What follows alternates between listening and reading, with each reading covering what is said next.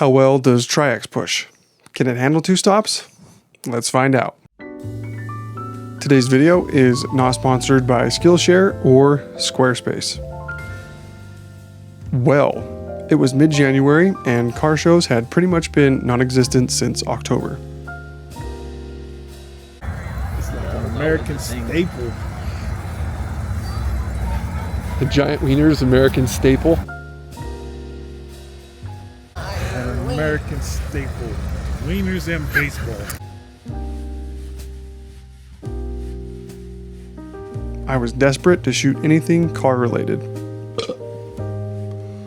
Dang bro.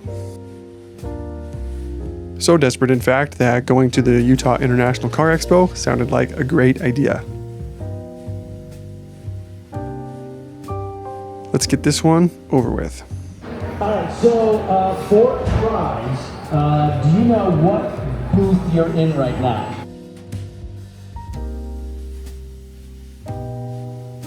You know what it is? What is it? What? Toyota is right. There you go. You won a prize. It's that easy. Good job. If the word Expo is included in any event title, you can be assured you'll be aggressively swarmed by commission-hungry salespeople. Keep in mind, you do pay for this. How messed up is that? Also, I heard through the grapevine that Automotive Addiction was bringing a handful of their cars to show off. I'll tolerate a few sales pitches to see some of Automotive Addiction's premier collection. I had no idea if camera bags or tripods would be allowed, so I did what no film photographer can do. I brought one camera, the F2, loaded with Tri-X. Don't get too excited though. I found out this was a camera-friendly event, so I went back the following night with the F2 to finish the roll of Tri-X, and the Osmo to record some B-roll, and the 500 CM on a tripod loaded with a partially shot roll of Across II. To avoid confusion, because I was confused while editing this video, Night 1's Nikon shots were handheld. Night 2's Nikon shots were on a tripod. Back to the story. For this event, I considered shooting Delta 3200 rated at 800. However, in my experience, Delta 3200 lacks sharpness due to the large grain structure, even when developed in Xtol.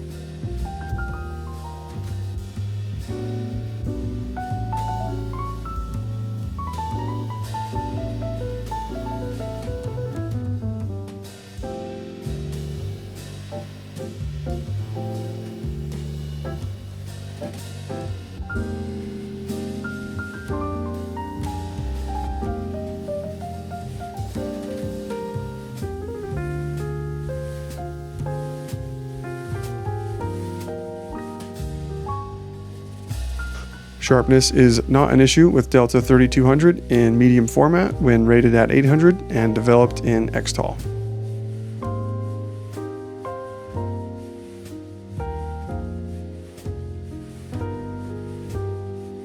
Since I'm a sucker for sharpness, I figured a 2-stop push on Tri-X would give me enough speed for handheld indoor photos while keeping obtrusive grain to a minimum. Anyway, I race walked, Olympic style, past the shiny new 2024 vehicles that all look the same and headed to the back of the exhibit hall where all the good stuff was. I was not disappointed. I was greeted with E6 Ring's Sweet Lotus and Era Auto's oh so beautiful Challenger SRT Demon.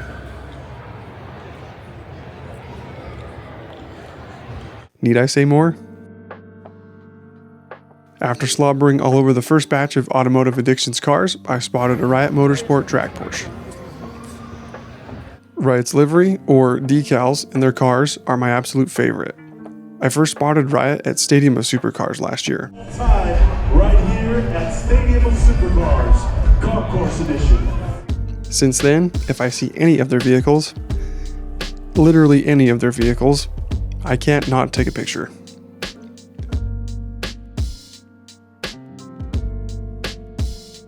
I made my way over to the Porsche and got to work.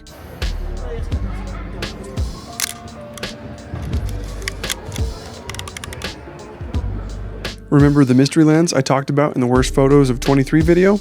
My most recent analog purchase was back on Black Friday, a mystery lens that will make an appearance at some point on the channel. Well, it's been stuck on the F2 ever since I acquired it. No, twist it. I am. No. Other way. You twisted Which it way? the wrong way. What do you want me to do? Just look down, all right? Just look at me. Look what I'm doing. Yeah. All right, see the way I'm twisting it? Yeah. All right, turn it that way from your end. No, it's not literally stuck. I just haven't had a good reason to use any other lens.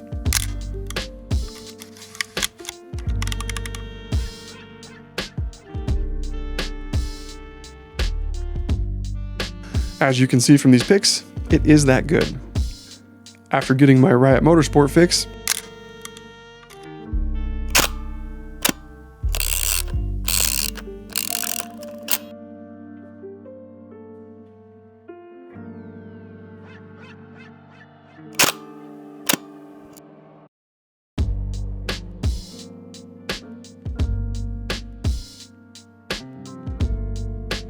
I headed over to another weakness, a McLaren 720S wrapped in Gold Rush Rally decals.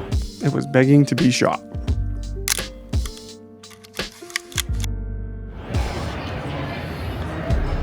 To avoid the growing crowd, I moved over to the Mustang section. Along the way, I walked past a collection of JDMs.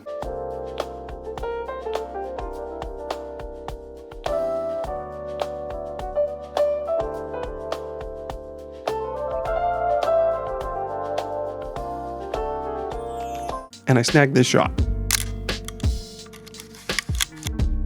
I should have metered the engine bay in this shot. The hood blocked the overhead light, so I lost shadow detail in the engine bay. This is a great example of how film, especially when pushed, needs adequate light to get a cleaner looking exposure. Onto the Mustangs. The lovely folks from Northern Utah Mustang Owners Association had a few cars from their club on display. A certain red 70s era Mach 1 caught my attention. I spotted this sweetheart at the Midvale Classic back in September of 23, and I didn't get the greatest shots. So, since I had another chance to reshoot, I took it.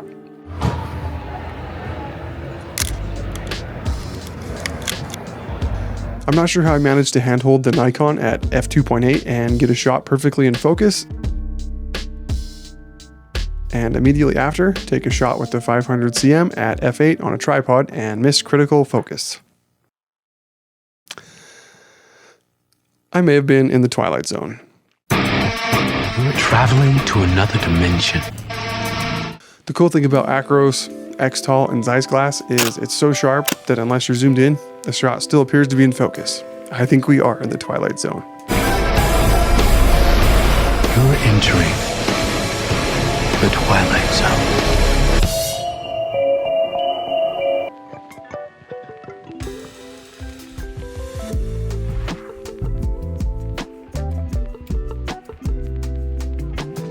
As I wrapped up with the 70s Mach 1, I tried a close-up with the 500 cm. This wasn't that great of a shot.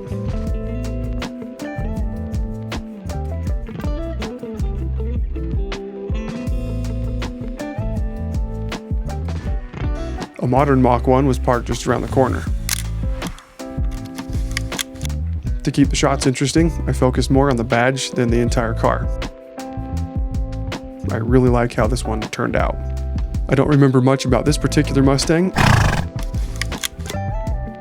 other than it belongs to a 00 agent working for MI6.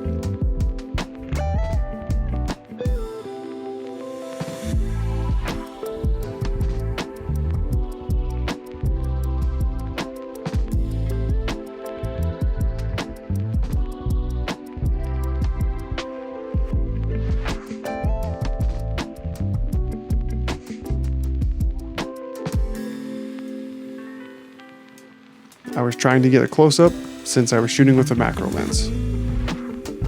The close focusing distance of this lens is a feature I'm trying to remember to use. We'll see a few more detail-ish shots in this video as well as in the future.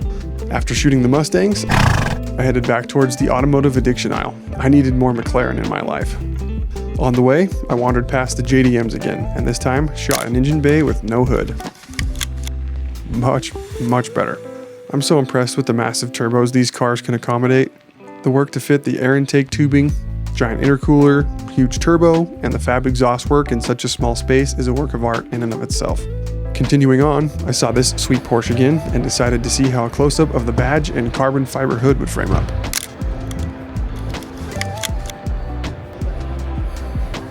Not too shabby. If my buddy Jeff is watching, he just had to change his pants. He has a thing with Porsche. Jeff, I'm not sorry I did that. Anyways, there was still a crowd of people at the automotive addiction section, so I did some exploring and found this, a 2024 Toyota Supra. What was that? I have no idea. Not wanting to be bothered by a salesperson, I patiently waited until they were occupied with someone else.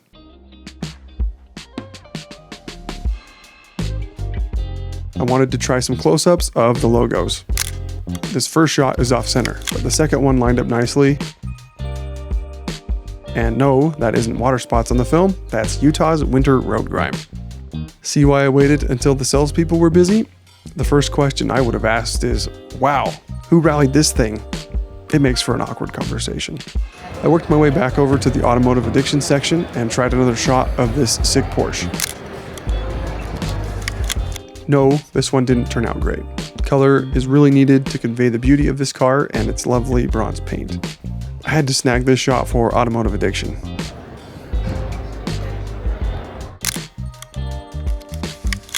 I've got to show these guys some love. Their access to cars kept me shooting through the winter while car meetups were on hiatus. Automotive addiction, thank you.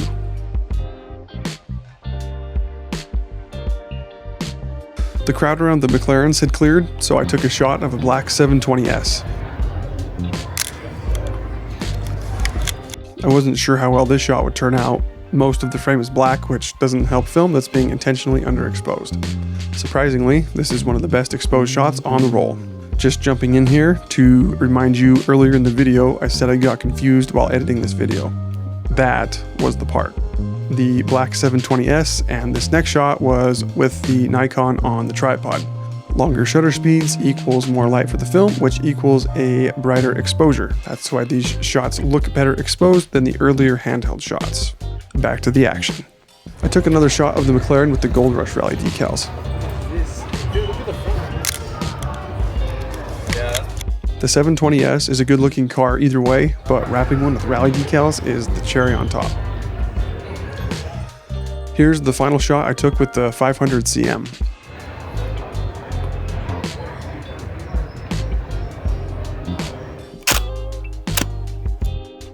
Is it the best view of the McLaren? No, it's not, but it does a great job of showing off how well Zeiss Glass, Across II, and Xtol work together. Why do I keep doing this? Actually, now that I've reviewed this multiple times during the edit, I don't mind it. It's not portfolio worthy, but it definitely stands out on its own. Wrapping up the story. I had 3 shots left on the Nikon, so I wandered back to the Mustang section for the final time. There was another 70s Mach 1 with no one around, so I snagged these 2 shots on the tripod.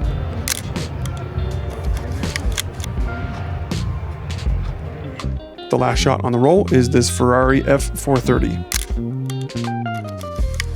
It's got some motion blur because someone forgot to adjust to a faster shutter speed after taking the F2 off the tripod. I shot this at a 60th of a second, so I'm surprised it turned out as well as it did. So, what did I learn from this experiment? Other than for this series, I don't really push film. I figured since I was shooting 35mm, the images were going to be a grainy mess. But no, quite the opposite. Usable images were definitely created. I need to take a second and express my love for Xtol. Whether film is developed normally or pushed, it comes out super clean. I'm really impressed with how these images turned out. Will I push Tri-X again? Not unless I need the speed for handheld shots, which isn't often because I normally shoot on a tripod. But in the event that I need to shoot handheld, I'd have no issue pushing Tri-X 2 stops. Also, to ease some of the critical minds watching, the roll of Across II isn't a comparison to the roll of Tri-X by any means. These 2 rolls are in completely different ballparks. I included the acro shots because I needed to finish the roll and because the shots turned out great. Let me know in the comments if you've pushed film before. How'd it turn out? Or if you haven't pushed film, would you try it? Thanks again for watching, and I'll see you in the next one.